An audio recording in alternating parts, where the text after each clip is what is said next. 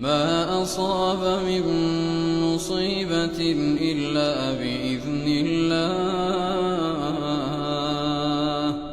ومن يؤمن